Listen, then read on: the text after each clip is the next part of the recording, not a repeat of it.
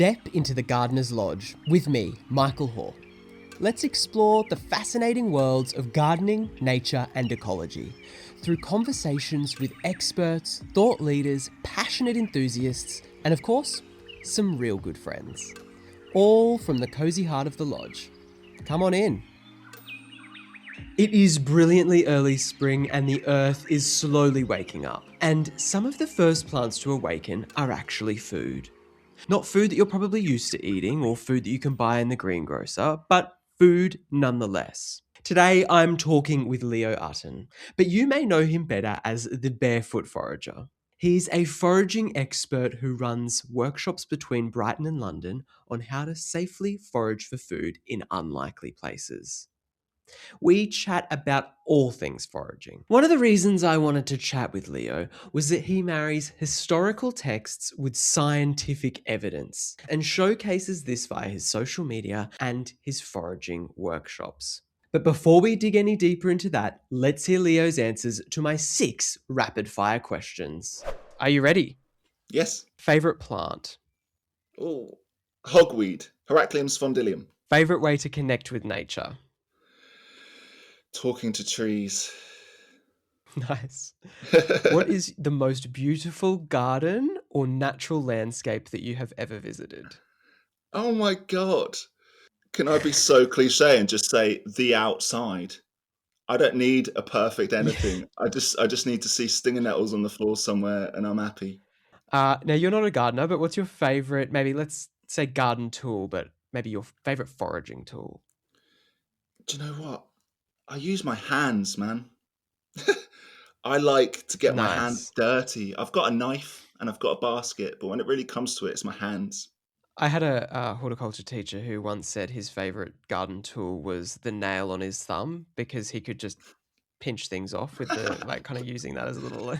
Yeah, that's a good one. If you could be one, plant or an animal? I like being a human being, man. It's an animal. I'm me. I like this incarnation. I like existing.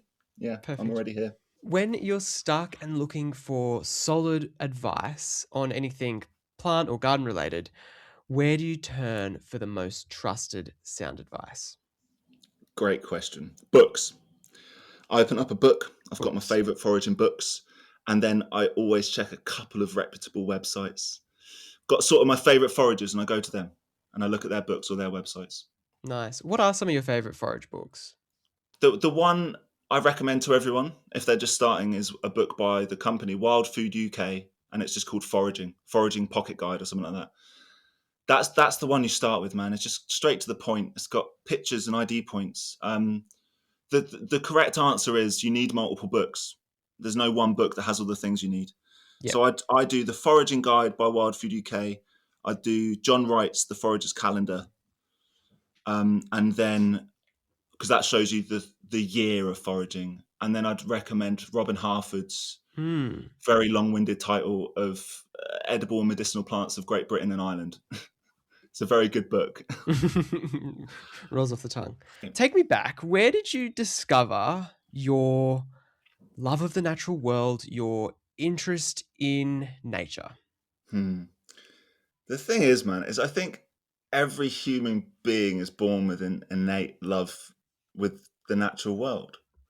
And then it gets sucked out of you. It gets sucked out Yeah. of you by living in the school system we go through and living in a city. And our association with plants is that's a weed and we should get rid of it.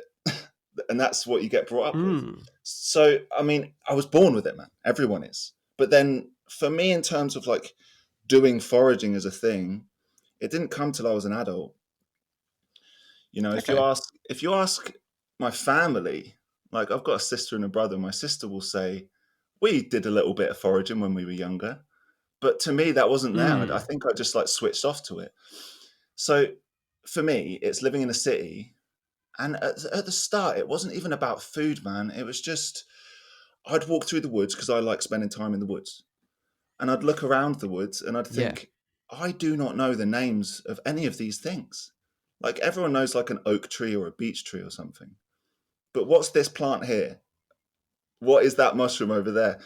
And it started there. It was like, I'm a human being. I should be able to name the plants and the mushrooms that I'm surrounded by, but I can't. So I bought books. Mm. Um, Actually, the first thing I learned was my partner Amber showed me what wild garlic was, and I was like, "Cool, that's Okay. fun. That actually tastes good. I can make something out of that." And then it was buying books, and then it was getting obsessed with that, and then through that, I dig in a bit further, and my brain just wants to know the reason behind everything.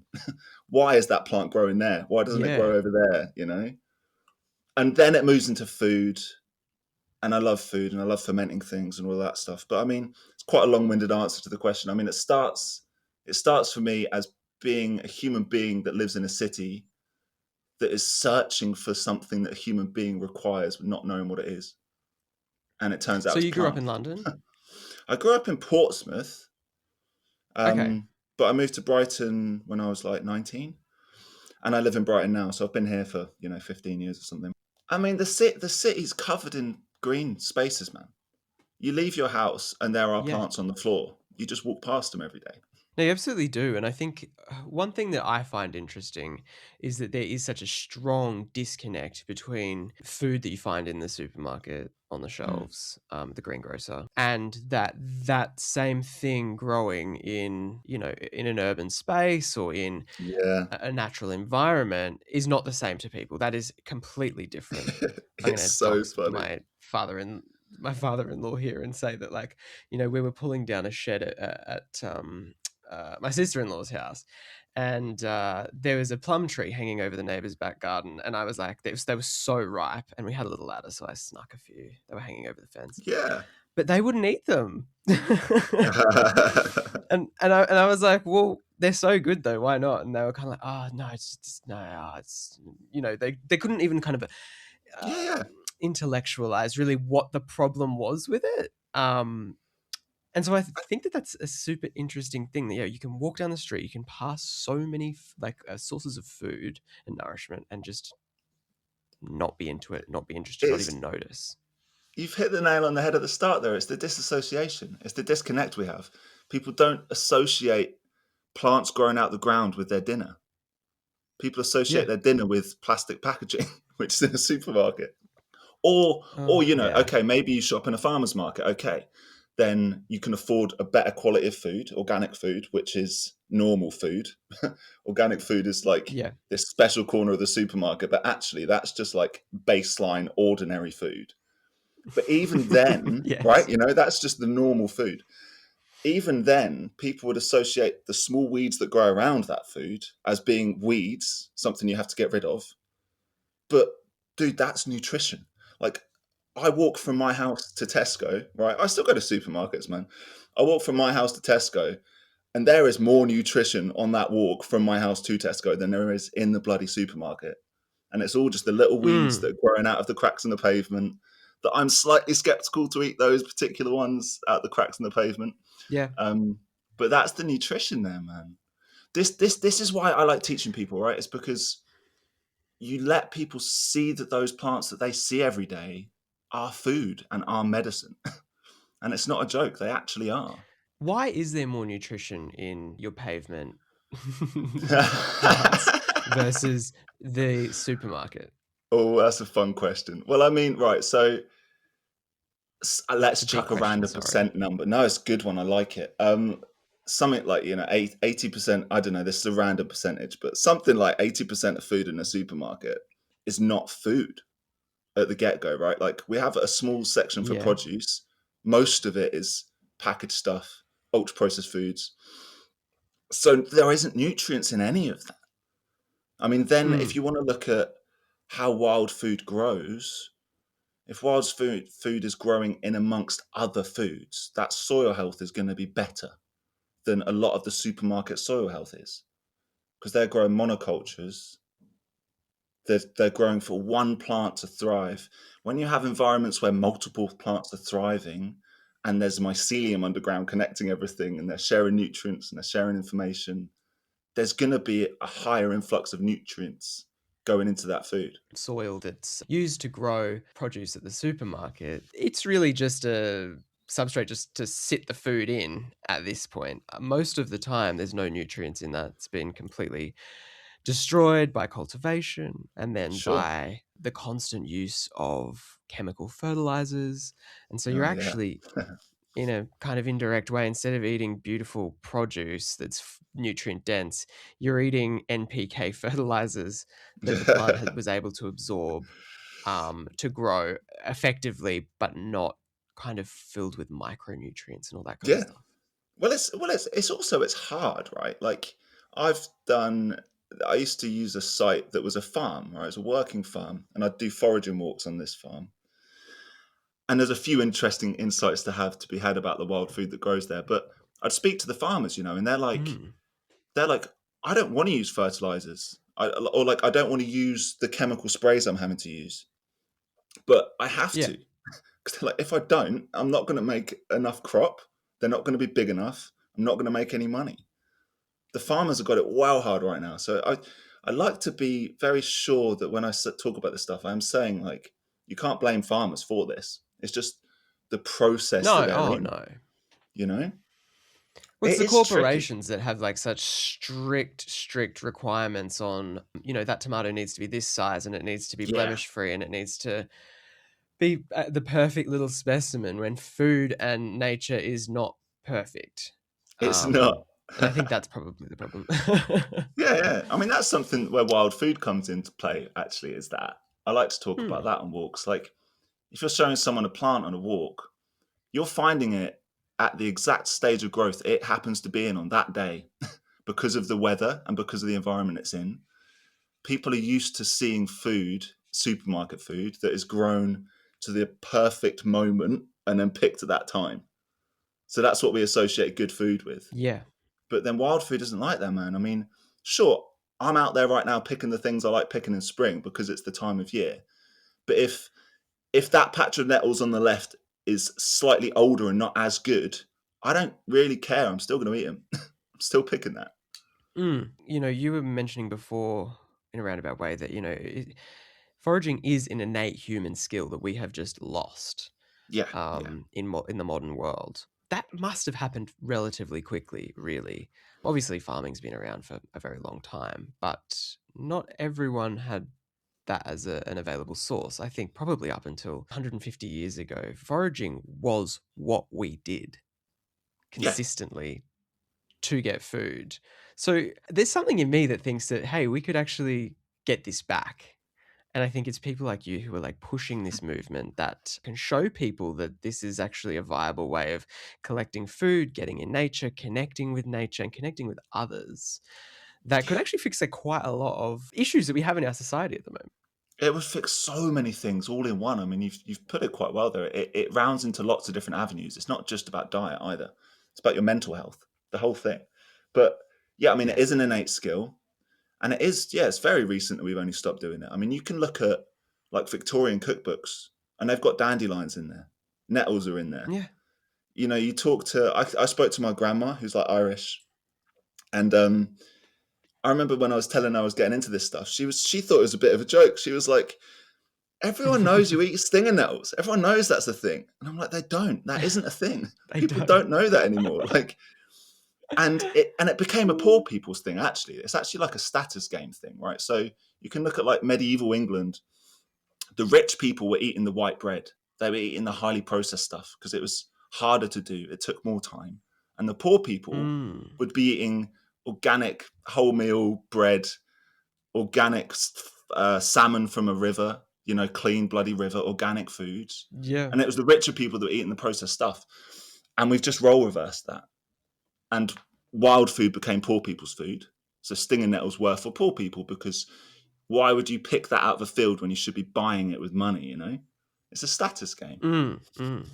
And I mean, now you're seeing It's an it role interesting point. reversal completely the other way around again because richer people are now looking to do this because it's like I don't know why it's a bit of fun, I guess. Yeah, I guess so, and I suppose it may be now in such a busy society, like a richer person will do these sort of things as sort of, for lack of a better term, like for vanity, is like, oh, look what I'm doing. You know what I mean? I go foraging Yeah, on the weekend or whatever, because they have the time to spend and do that. yeah, Whereas poorer communities are kind of like locked into this sort of world where they have to work and they don't have the resources to be able to spend the time anymore. Yeah, So they are kind of agreed. locked into being just having to go to the supermarket once and buy, unfortunately, poor foods. Do you have a sunny space in your garden that you just don't know what to do with? Well, I have a treat for you. A free perennial garden design that you can download right now. It's full of colour and year-round interest, and the best part is that it's pollinator and wildlife attracting. It's been designed with the UK climate in mind, but I know I've got listeners across the globe. So if you're in the southern states of Australia or the northern part of the US, this is the design for you. You can download your free perennial garden design, as well as my free Australian native garden design at the link in the description. I've done walks with groups of people that I've got a little pet peeve, and it's one that I actually use on Okay. walks, which is funny, but it's when you call it an experience. Like I'm going on a Okay. foraging experience, and I'm like, cool, that's great. Like if it sells a ticket and you're going to come and I can teach you stuff, great. And sometimes I've started walks by saying this. I'm like, look, if you're here just for the crack to see what this is about for a bit of a laugh, great, I'll give you a good day. But if you want to actually like learn to forage, then I'm here for that too. And there's nothing wrong with either. I think both are healthy. But Yeah, oh yeah. I mean, they end up in the same result, right? ultimately, but it isn't an experience to me. It's like it literally is a way of living. I leave the house Mm. and I purposefully walk certain ways down to town so that I can walk past a particular plant and see how far it's grown in the past week. It isn't Mm. even just about food. It is a connective thing. It's connection. We're supposed to interact with our plants in a healthy way, in a good way. Talk to them. Say hello to your stinging nettles, man. That's it. So you've raised an interesting point. So a few years ago, I actually spoke to a man named Diego Benedetto. He's an Australian foraging kind of. He's quite similar. Does quite similar things to you. I Cool. mean, he was talking about that foraging is a lot less actually about getting out there and not knowing what you're doing, and a lot more about experiencing the environment around you, knowing where that peach tree is, or knowing where that patch of nettle is, and Mm. kind of, yeah, as you were just mentioning, walking by every day, seeing how far it is. Okay, we've got a few days away before we kind of can pick that. And I think what you're kind of saying there is that it's a way of living, in the sense that you're not just here for an afternoon to have a bit of fun. It's a lifestyle in which you go out every day on your way to work. You see the tree, you go, okay, the blossoms are out, so we've got probably, whatever, how many months until we've got fruit there. I'll come back and I'll have a look in a month or so. Well, you know what I mean? Yeah, yeah, yeah, yeah. It ties you into what the world is doing, right? So we're so Mm. disassociated with. Okay, let me use a little analogy. So recently, I decided I wanted to learn about the moon cycles, right? Okay. And I just thought, instead of Googling it, I'm just going to flip and look at the moon every day. I'm just going to stand outside my front door and look at the moon every day and watch it for like a month and Mm. see how it moves. And it's like that with foraging.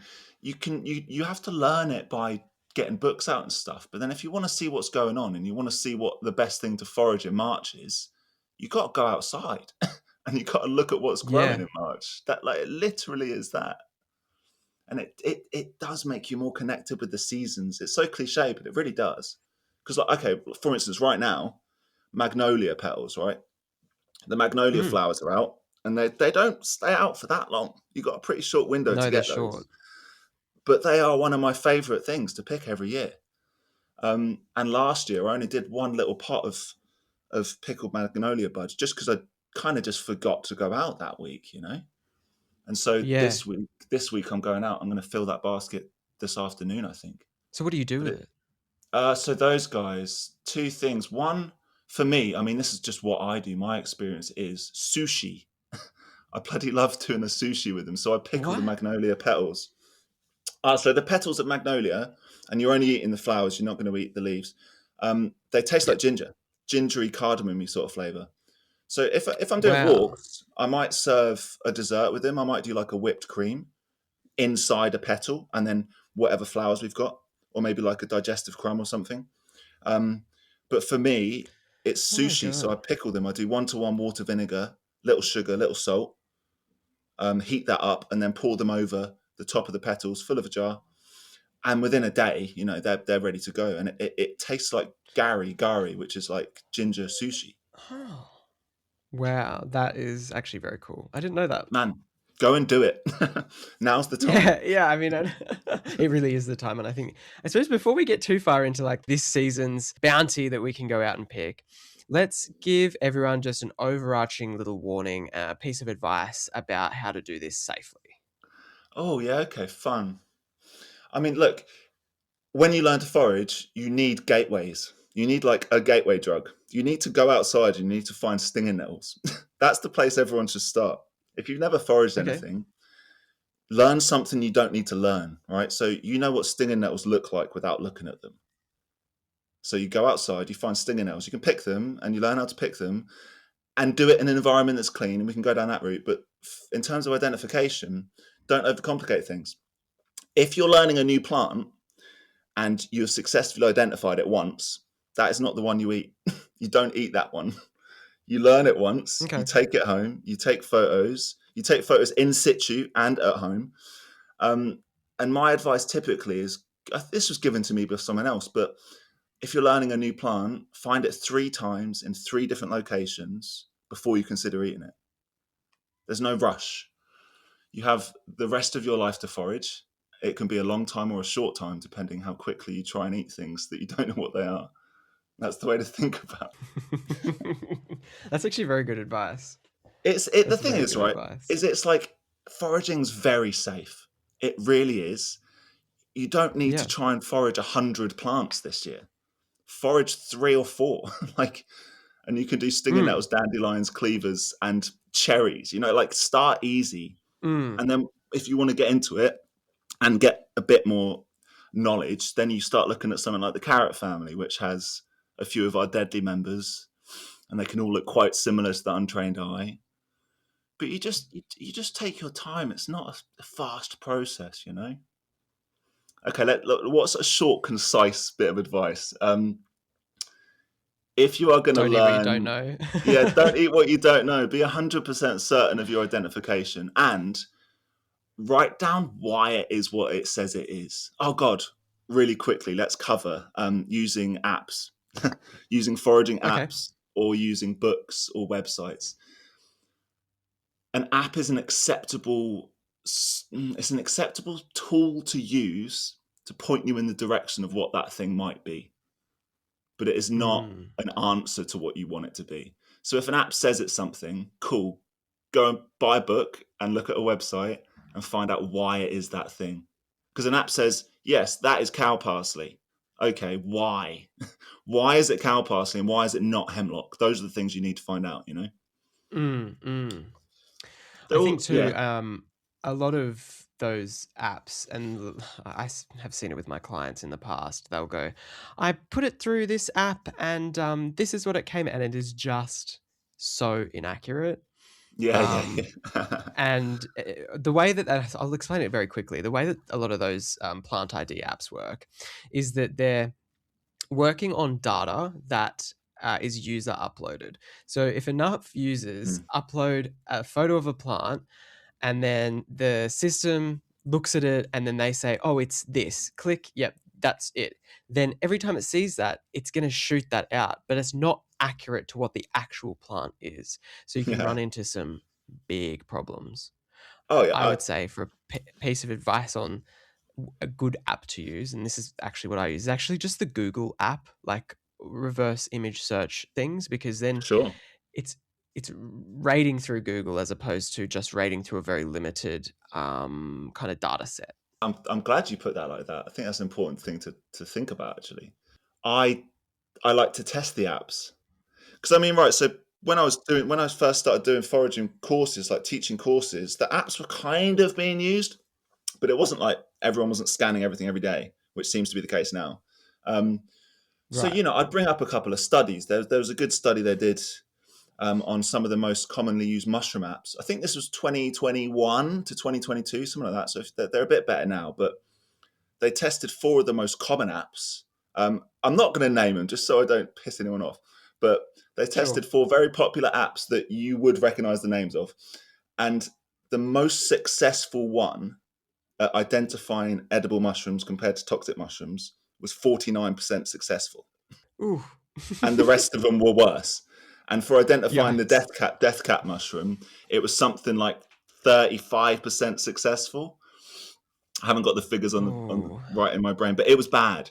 So I tell people that. But then what we did, I was doing a walk in Hackney on the marshes, and there's hemlock water dropwort there, which is one of the most deadly plants in the country. Very small amount of that Mm. plant can kill you, and there's no antidote. It's a carrot family member, so it looks kind of like coriander and parsley. And I was talking about it, and someone asked about the app, and I was like, well, get your app out and let's do it. So they got their app out, and I think they used a chat GPT thing on it. I can't really remember, but they scanned it, and all it said was, this is coriander. Didn't say anything else. It just said coriander, and that's Oh that. And it's like, no. dude, you'll die. You will literally die if you eat that.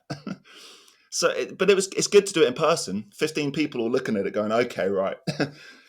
Let's consider not using apps to eat things. Yeah, But literally. I don't know, man. I've got one. I've got the iNaturalist one. I've got the iNaturalist one. I actually used it on a plant at some point at the end of last year. I was looking at a plant and I was like, I can't even work out what family that thing's in, man. I have no idea. And so I scanned it and it pointed me in the right direction. And then I went home and checked and it was right in that instance. But it's a tool you can use, but it's not the be all end all. Should I eat this or not? I think that's the way to think of it. Let's jump into spring. So we're in the early stages of spring right now. What are some amazing wild foods that anyone who wants to get out there and get going can easily identify and use at home? It is one of my favourite times of year to forage. I think springtime. Is it? Um, yeah, I love it. You're out of winter and it was cold and there's not that much going on, and now it starts getting bright. The colours come out and you get really good edibles. So my favourites, hogweed shoots, common hogweed, not giant hogweed. Mm. Um, you get the unfurled leaf shoots of hogweed, which are going to be like, you know, 20 to 30 centimeters on a really big one, but 10 to 20 centimeters, something like that. And they resemble asparagus. I like these because it's actually more like a vegetable. A lot of foraging in England can be quite like herby, lots of thin leaves that are great in a Okay. salad. But hogweed shoots are actually like a vegetable. So, for instance, this week I just do scrambled eggs, sourdough, nice butter, scrambled eggs, and fried hogweed shoots on top. They're kind of like celery-ish like, but more like asparagus. They're bloody great. Um, Yum. there's a couple of mushrooms too, man. Actually, right now, St George's Okay. mushrooms pop out now, and you get these. They come. It's typically supposed to be around St George's Day, which is why they're named St George's mushrooms. But for me, like I get them from about now, and then up for about 5-6 weeks. They are, Oh, that's quite a nice long season. yeah, they get a little run, man. They're grassland species. They're growing rings or little clusters of mushrooms on the ground. They're quite short, stout, thick mushrooms, but it is a Mm-hmm. white stem, white cap, white gill situation, which for beginners is generally a bad sign, actually. Yep. So if you're going to forage St George's mushrooms, make sure you know what you're doing, please. But Yep. they are the most delicious little things. And because you get them in spring, there's not loads of mushrooms out right now. So that's it's a fun thing to be able to forage mushrooms for. To be able to forage mushrooms in spring is a nice thing. Yeah. What else am I picking now, man? I mean, we covered magnolias, but magnolia petals, you need We those. They're did. bloody delicious. And then it's a couple of more common ones, man. Like, dude, you get the flush of nettles now. Nettles go in my freezer. Yes. I get huge flushes in spring because you want them when they're young, really. The best texture is going to be when they're quite low on the ground. So I Nice pick and them then. tender. Yeah, exactly that. Cleavers are out to do cleavers water, the lymphatic drainage drink, which is literally Okay. just cleavers, gallium aperine, cleavers straight into cold water, a little bit of lemon, leave it overnight, come back and you get this delicious cucumber-esque water that is Yum. supposed to be good for lymphatic drainage. And then cow parsley. I love picking Yep. cow parsley. It has the deadly lookalike of hemlock, so you do want to make sure you know what you're doing. Be careful. Yep. Be very, very careful if you're going to pick cow parsley. But again, it's abundant, and it's similar to parsley, similar to coriander, somewhere in between those. That's a garnishing thing for me, but I do a lot of curries and a lot of stir fries, man. So that goes very Okay. well with a lot of the food I do. Tree leaves. You get tree leaves Okay. now, man. Hawthorn's out first, and then I'm waiting around for the beech leaves to come out. So you can eat a few tree leaves, man. Hawthorn's good. Beech leaves are good. Silver birch are good. What do you do with them? So honestly, right, this is where I think there's a nice line in foraging where like I really love cooking. I'm really big into food. Okay. And making recipes is very fun. But with tree leaves, dude, there is just something incredibly exciting to me about walking around the woods and just eating leaves straight off a tree. And that's it. That's Fresh. what I do with them. I go to the woods, I go for a walk, and I say hello to this tree and I eat some of his leaves. And then I walk to another tree and I say hello to him and eat some of his leaves. It's a that's you And can do. you do Yeah, want sorry, them go when on. they're young, don't you? I Yeah, was you just gonna have say to you get do them want them young. when they're nice and young. Yeah. Yes, Yeah. there is a fine line between something that's edible and disgusting and edible and nice. Um, with tree leaves, you got a pretty short window. Yeah, a few weeks really. Yeah. But you can do it. There's Noyu. People make a gin. I think it's infused gin. I've actually never done this one, but people infuse gin with beech leaves when they're really young. I've Okay. not done that one though. That's on the list, the never-ending list of things to do. 2026 is upon us, and I have limited spaces open for my garden coaching and consultation sessions. Whether you're looking for help with plant identification, advice on care and maintenance, or tips for improving your soil and plant nutrition, I'm here to help. As a garden designer, I'll help you think creatively about your outdoor space, offering tools and ideas to give you a fresh perspective on your garden projects. My coaching and consultation sessions can happen right in your garden if you live in the UK, or online if you're anywhere else in the world. My goal is to meet you where you are and support your unique garden journey. Whether you're just starting out, looking to refine your skills, or simply need a second opinion or someone just to bounce ideas off, you have found your space. Head to the link in this episode description or shoot me an email at hello@thegardenerslodge.co.uk. What about garden weeds that are starting to emerge? So obviously my listeners are gardeners. Oh yeah. They're started like a lot of little plants are starting to shoot up here and there. Are there any that should belong in the kitchen and they should try and save them off to the side and maybe pick a little patch to leave? Yeah, always, man, always. Okay, so common garden weeds. There's one called chickweed. Chickweed pops up quite a lot. Yep. Stellaria medea. That guy is the most delicious salad green. I think it's one of the best salad greens we get in England. And right now is a great time to ID them because they're just coming into flowers. So they're quite low growing leaves. They're very small. Alongside their stem, you get one singular line of hairs. It's like a Mohican line of hairs, and the rest of it's bald. Okay. And then they have these flowers that come out, very small white flowers. It looks like 10 petals, but they're actually 5 that are deeply notched. So you get those ID points, and from there Ah. you are looking at chickweed. That's a fantastic salad green. People would dig that out of their garden, not knowing they can eat it. And there's a few more. So wood avens, Geomabanum, if you're familiar with that one, that is a very common garden weed. The leaves are edible, but just because you can eat something doesn't mean you should necessarily.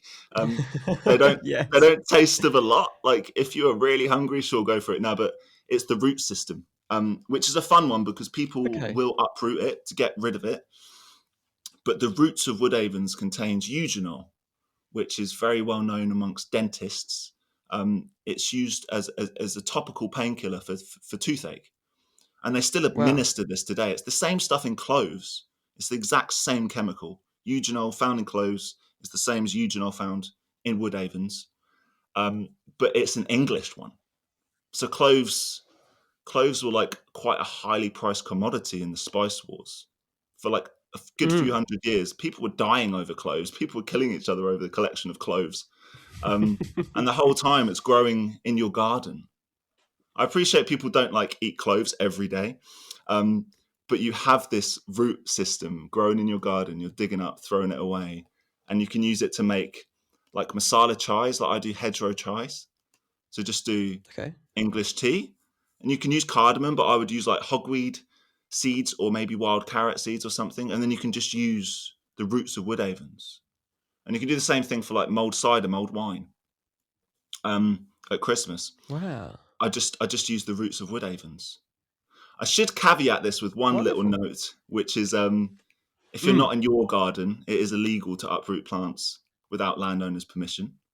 I disagree with that in some situations. I agree with it in other situations. But it's worth saying that out loud while we're on the internet.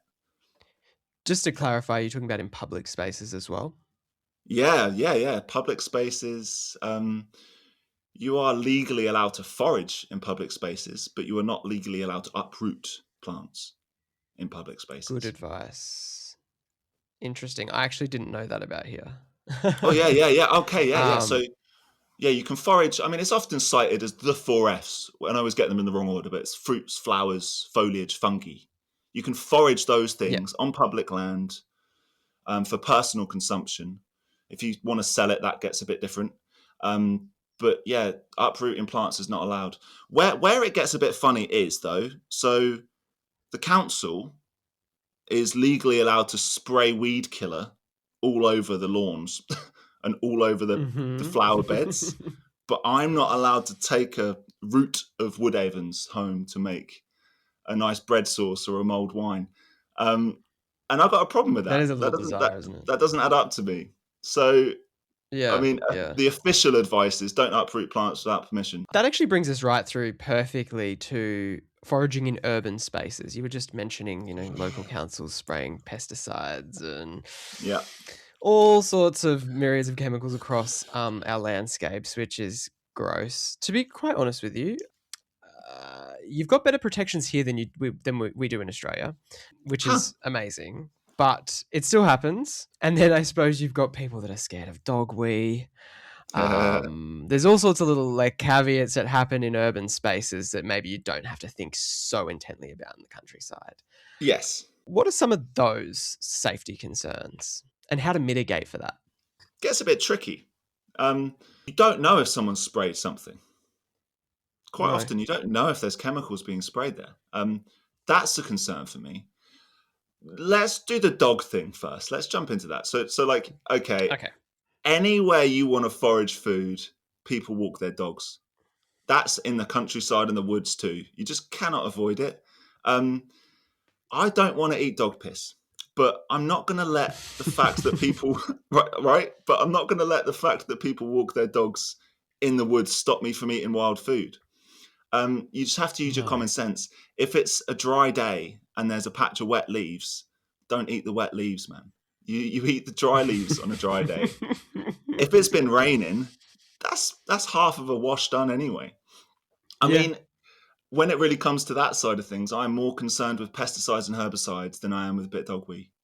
And then it Yes. really is using common sense. Like I forage in parks, right? Preston Park in Brighton. I go there and I pick food from there. Um, I don't pick all my food there, but I do pick some amounts. I just wash it really well, man. I just Mm-hmm. wash it the same Mm-hmm. as I wash my supermarket food. Um, we are too squeamish about it. We are. You just got to do it a few times, and you're like, oh, actually, this is fine. Um, It's fine. Yeah. it is kind of fine. Foraging like right on a pathway, your likelihood of there being dogweed right on a path are probably higher than if you were a little bit further into vegetation. Agreed. Yeah, step in a meter. That's Yeah. good advice. Go in a meter from the side of the path. But then, for instance, when I was learning to forage, I didn't have my driving license, right? So I was literally just going to the parks. That's how I learned. I went to Mm. parks. I learned in urban areas. And there was a point at which, and it was chickweed actually, funnily, was the plant. I'd never tried it because the only place I could find it was either like right next to the corner of a bin in the park or like right up against a tree stump in the park. And I'm like, that is just the worst place to pick. And it put me off. Eventually I did it. and I was glad I did because then I got to try chickweed for the first time. And I've got spots in the woods now that I do prefer to pick from, but man, it's not the end of the world. You've got an immune system. Hopefully, your body's reasonably healthy and it can fight off some bacteria. If anything, it's that old age argument of it's good to get some bacteria in your body. Give yourself the Bit means of to fight it immunity. off. Yeah, exactly. In Exactly. terms of pesticides and herbicides and the council doing it, you don't know. You can ask them where they're doing it and when they're doing it. They're quite hard to get hold of sometimes, in my experience. Yeah. Yeah. I've still have a listener base of Australians. Mm. And one thing that you is foraged here a lot is bramble or blackberry. Oh yeah, And that is something in Australia that you should not do unless you're on private property in your huh? garden or in your friend's garden where you know it hasn't been sprayed, because it's a big environmental weed in Australia, and it's it's probably most likely going to be sprayed with some sort of herbicide.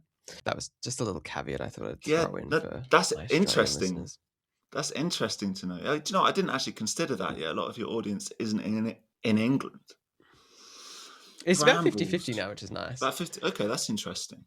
I mean, what this can you can segue this into a thing about lawns and why we do this anyway, right? So people consider plants to be nuisances, consider plants to be weeds, which I don't like that word at all anyway. It doesn't make sense Mm, to me. Because one no. man's weed is another man's dinner. It's my dinner. The thing people are calling weeds is what I'm going to eat for dinner, you know. But it's lawn culture, and it brings back into the status thing, the status game. It was rich Europeans around 17th century that wanted to prove they didn't have to use their land to grow food because they had so much money. They were like, this land around my estate, I don't need to grow food on it. So they would start mowing their lawns really short, getting rid of all the life, getting rid of all the flowers. And then I think it's not fresh in my mind, but I think it's around the 19th century lawnmowers became commercially available.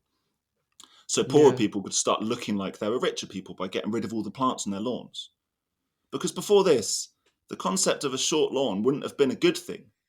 The concept of a healthy lawn with grass and with things like yarrow and self-heal would be grown there, which are medicinal herbs. And people would look at it, think that's a good thing to have. But now we're at the Mm, point where it's just a roll through from the status games being played of, well, I need a clean lawn to look good in my community. If my lawn's messy, then people will think I'm messy. But you're actually just like killing all the life. It's like the concept of what a good lawn or what a clean house should look like or a clean garden should look like. It's not how I see it anymore. I want no. flowers and not just wild flowers, the weeds. They're good, man. You just need to Yeah. you just need to educate people on it. And that's what I'm doing on courses, man. I have people there that would normally mow their lawn right down that I think a couple of them might not do that now. Well, that's good. And I mean, diversity breeds biodiversity. And I think that the whole idea of Mm. a lawn, it is a monoculture, generally one species of grass that you never let Mm. seed. So it doesn't actually benefit any living thing. And it Yeah. doesn't even really benefit the soil beneath it, because the roots are so like small and insignificant that it's kind of pointless in a way. And it's pointless other than our own visual appeal. It's a completely pointless thing to have, and I understand that Yeah. visual appeal for a lot of gardeners is the whole point. But Sure. I'm what I actually love is that there is a much bigger rewilding culture in the UK that is Uh, really coming in strong, that I'm hoping that a lot more people are turning their brains to. We call where I'm from. Used to live in the mountains in Australia, and I'd call it a mountains mongrel lawn. So it just nice. basically means that it was just full of weeds, full of Sure. all different plant types, and but when you mowed it, it looked green, and that you should just be happy with that. And I Yeah. used to promote that with my clients. Some would love that, and some would be like, absolutely not. Yeah. I There's love the some. idea of a mongrel lawn. Yeah. There's a middle ground, right? Like, I want to sit on my lawn and like eat food and have a nice time and have friends over and do that. but it doesn't have to be completely overgrown. I just I want a nice combination. Like I don't know a lot about ornamental plants, hardly anything actually. I'm not a grower. Mm. I'm a looker. I go out and forage, But there's a nice happy medium somewhere. Slightly living lawn with some nice ornamental plants too. I don't know. There's a middle ground somewhere. Yeah, there is. It doesn't have to be all or nothing either. You can certainly have a nice bit of lawn or a nice mongrel lawn plus some pretty plants. That I is left think to go a little bit more wild. Like it doesn't have to be all or nothing. it doesn't. I just think people need to know that they can eat some of that. you know, Mm. they're not just random weeds that don't have a point. This is my problem with the word weeds. People use the term weeds to describe plants that don't have a use or like that are out of place. Yeah, Um, it's just that you just don't know what they are. That's all it is. You just don't know their uses. And once you look at that's right. thousands of years of use, and you can look at the ancient Greek herbal texts that are like 2,000 years old, and they're describing loads of weeds that are on your lawn that you're spraying and their medicinal values, which can segue into the science stuff for me. So, like, if I read something is good for something in an ancient text that has then been carried forward 2,000 years, and someone says it's good for a particular ailment, okay, I'll buy it on face value, but the first place I do is I'll test it on myself. And if Okay. if I can't find an experience, then I want to see peer-reviewed papers if I can. It's kind of like I've got two sides of my brain with this. One side is that I'm a hippie at heart, man, and I talk to trees and I hug trees, and that's a real thing. But at the same time, if someone says, "Well, pine tea is really, really good for clearing congestion in the lungs," I'm like, "All right, what chemical is it that's in there that's doing that? Can you tell me that?" And if they can't, well, I want to see a paper. I mean, that's a good Yeah. example to use. You can do it. You can look at the chemicals. It's pinene and limonene, and there's a couple of different pinenes and limonene, but pinene and limonene are in conifers, and the pinene in there is an expectorant. It's going to help clear congestion in the lungs. It actually does the job it's supposed to do. It doesn't take long to look at these papers. Mm. You can just Google it. So what have I been doing recently? I'm going straight back into the lungs again, but violet flowers, Viola odorata, which is like the sweet violet. Beautiful, low-growing plant. Mm. The leaves are edible. The flowers are edible. They got a short flowering season. We're just going to see the end of it right now. They've only been out a few weeks. They don't stay out for very long. But there's the Canon of Medicine, which is a very well-known medicinal text that was written by a Persian guy, Avicenna. It was used to teach herbal medicine, to teach medicine, not just herbal medicine, to teach medicine across Europe from like the 12th to the 17th century. It's one of the most important texts. And in there, he says violet flowers are good for clearing congestion in the lungs or a sore throat or respiratory conditions. And again, I see that written down. So I'm like, right, let's see if it works. Like he thought it did 1,000 years ago or Mm. so. And there's this great study. They were testing children with asthma. I think it was about 180 children. They split them into two groups. They all had asthma. One group got an asthma pump, and the other group got an asthma pump with violet syrup, and the other group got a placebo syrup. So they didn't know who was who. It was double blind. Ah. And after 5 days, it was about 70% of the group that just had an asthma pump still had a cough. And then the Mm. flip reversal is for the group that had the violet syrup, it was about 70% of them that got rid of their cough. So it's like Wow. significantly better. I mean, look, this was one study that was 180 children, which is not Yeah. enormous. It's reasonably sized. You have to repeat things, but that's pretty promising results. So it's like that shows that this text that's 1,000 years old, well, they were right. They knew what they were talking about, actually.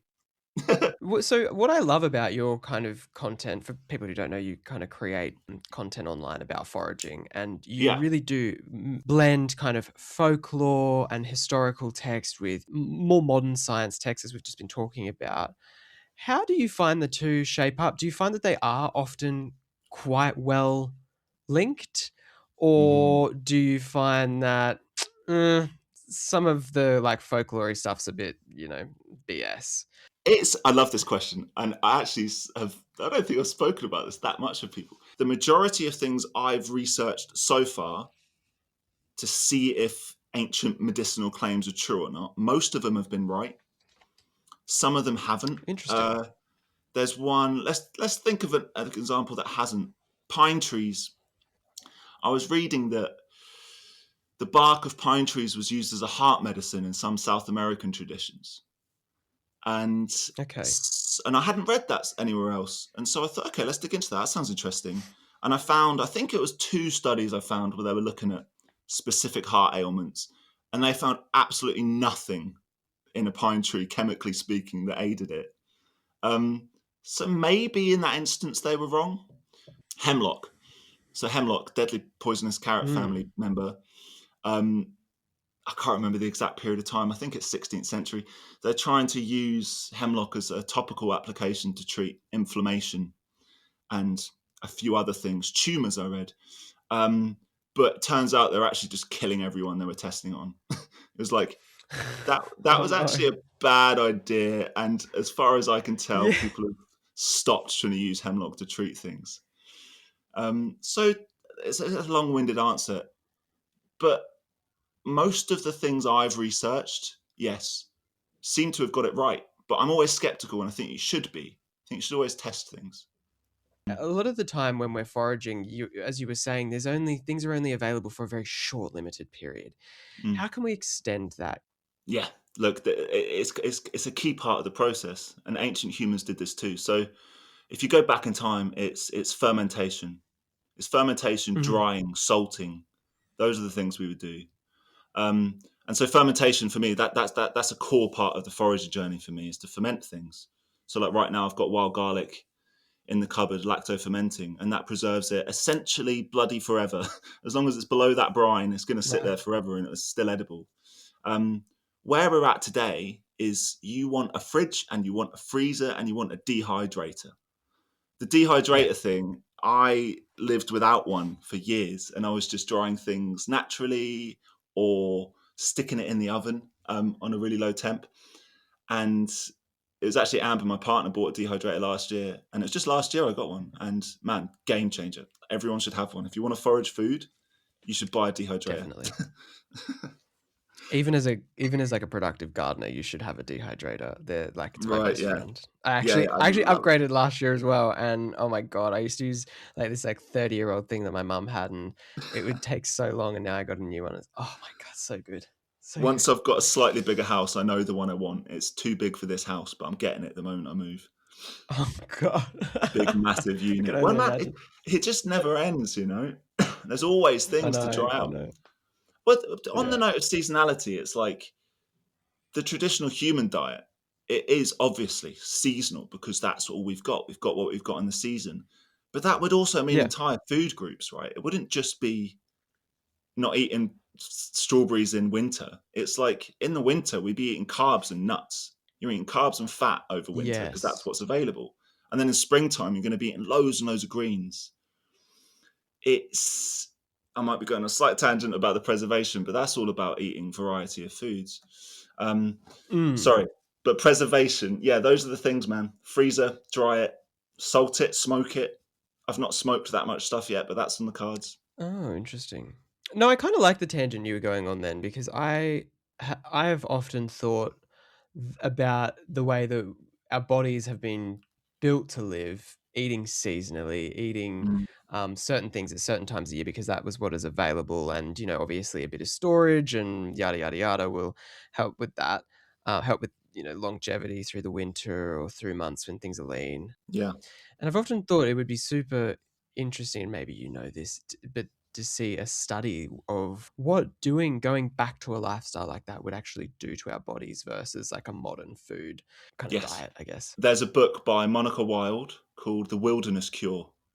Fantastic, beautiful book. I absolutely love it. It's essentially a year's diary of her living 100% on wild food in the UK for a year. Fab. She does a year. Um, there was a few of them that did that. It's a beautifully honest account. There's some good days and bad days, you know. Um, but there's a project called the Wild Biome Project, and they've done a couple now. And groups of foragers are doing, I can't remember the exact period of time. I think they're doing 2 or 3 months at a time. They did last year. And everyone's doing stool samples, blood tests, before and afters, looking at the gut microbiome.